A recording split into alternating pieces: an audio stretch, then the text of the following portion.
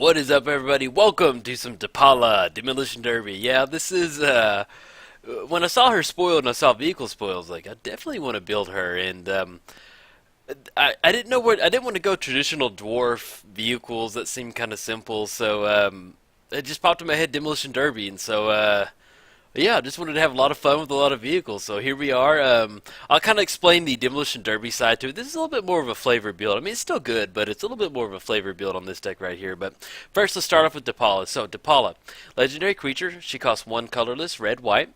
Other dwarfs you control get +1/+1. Then each vehicle you control gets +1/+1 as long as it's a creature. Whenever she becomes tapped, you may pay X. If you do, reveal the top X cards of your library. Put all dwarf cards and vehicle cards among them from them into your hand, and the rest on the bottom of your library in a random order.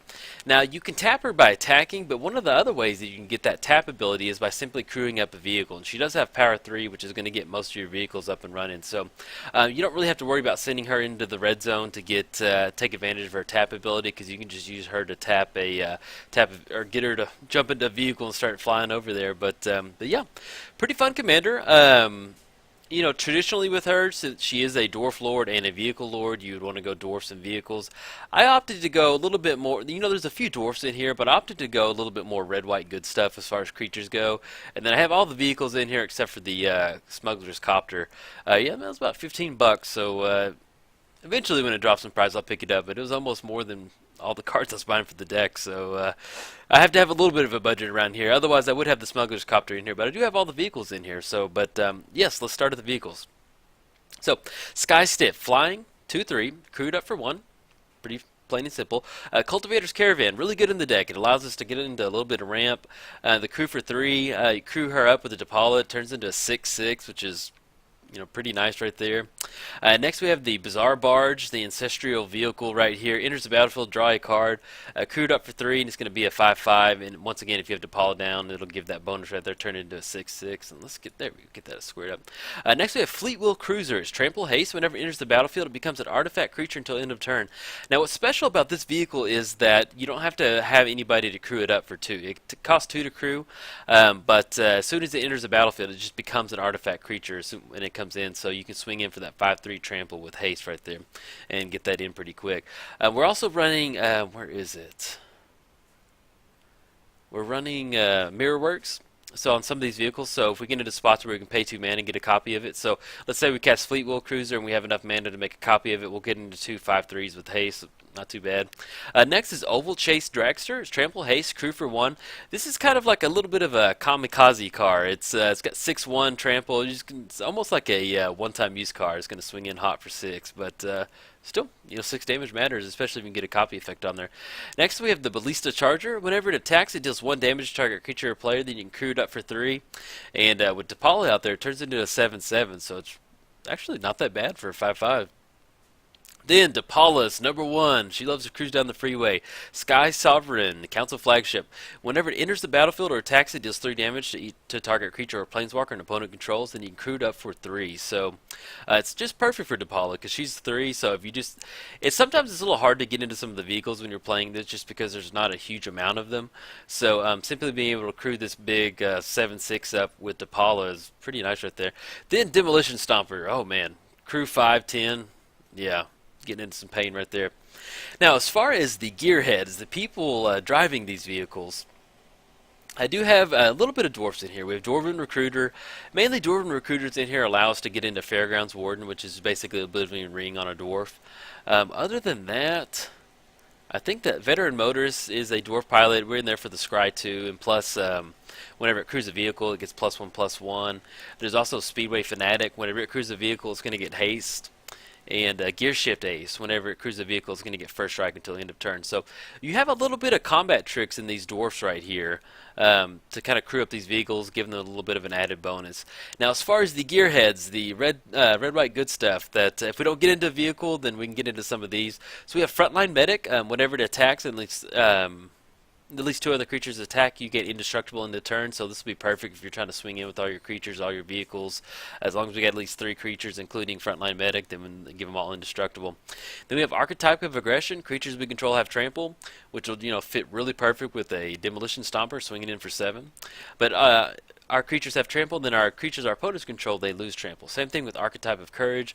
Creatures we control have first strike, and our opponents can't have first strike. So kind of just getting into this weird spot to where some of these are value creatures, but they can still crew up the vehicles if we need them.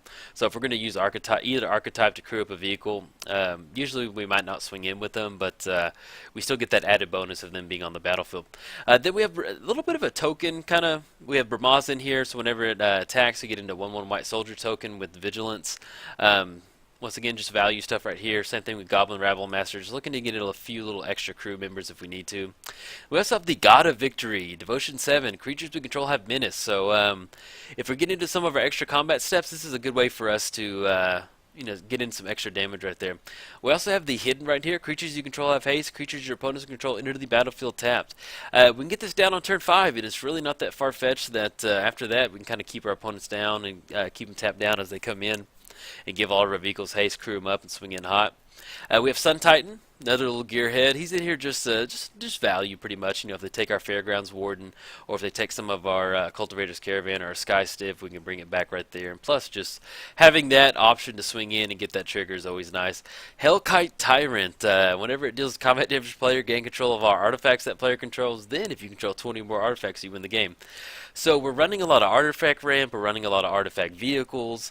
In a single player, I play a lot of primarily 1 versus 1 commander online, as you can tell from my videos. But it definitely could be a win condition with you running so many artifact vehicles and ramp artifacts that you could use this to win a game, close the game out. I also have a little bit of steel Hellkite action. Let me get this switched over here. Yeah, Steel Hellkite.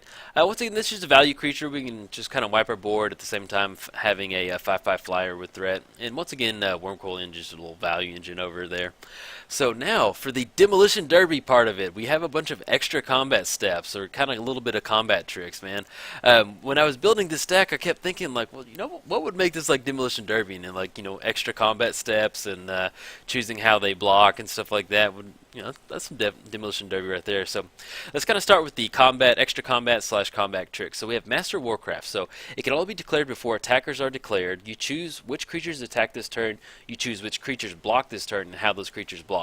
So we can get into a spot to where, if we want to set it up to where our opponent's going to block bad, or we can get in a really good swing. It's really good to have this. Next up we have Concussive Bolt. We get into Metalcraft. Most of the games you're going to be able to get into Metalcraft pretty easily. So this deals 4 damage to target player. Then, if you control 3 or more artifacts, creatures that player can't block this turn. So if it's late in the game, we can deal 4 damage to him, knock him down, and then have a free swing at him. And so it's really worth that 5 mana right there. Next up, as far as the extra combat steps go, we have Relentless Assault. Untap all creatures that attack this turn. After this main phase, there's an additional combat phase followed by an additional main phase. Long story short, extra combat step. Same thing with Savage Beating. We can use it in a pinch to give our creatures double strike, or if we have enough mana, 7 mana, we can entwine and give them double strike, and then have an additional combat step. We have Waves of Aggression, once again, extra combat step, but this does have Retrace, so we can discard a land card and cast it from our graveyard by playing its other cost. So it'll be nice to get into that. I mean, get in the grave, if you cast it, you can just chunk a lane and get back into it. Same thing with World at War. Once again, it's another extra combat step, but it has rebound. So once you cast it, it's going to rebound the next turn you get into it. So, yeah. Kind of just throw those vehicles in reverse, come in hot. After the Demolition Derby, we have the little NOS side. We're going to push that NOS button. These are just like the little value the NOS button, stupid. These are just like the value spells to kind of help us edge it out. So we have the Fury right here. Deals X damage as you choose any number of target creatures or players, and then tap each creature that was dealt damage away. So this is another way for us to, if we just have a bunch of mana and we want to tap all of our opponent's creatures and deal some damage to our opponent's face, we can get them all tapped out and swing in with a clear board, and combine that with a Savage Beating or one of our extra combat steps, and it's just good as gold right there. We also have Comeuppance.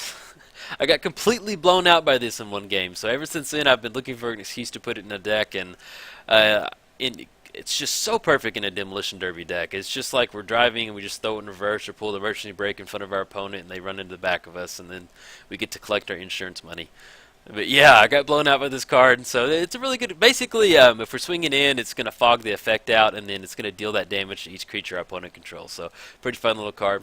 We're also running Mirror Work, so anytime we cast an artifact, if we have 2 mana up, we can make a copy of that. So we can start making Getting some extra barges over there, fleet wheel cruisers, dragsters, get into that.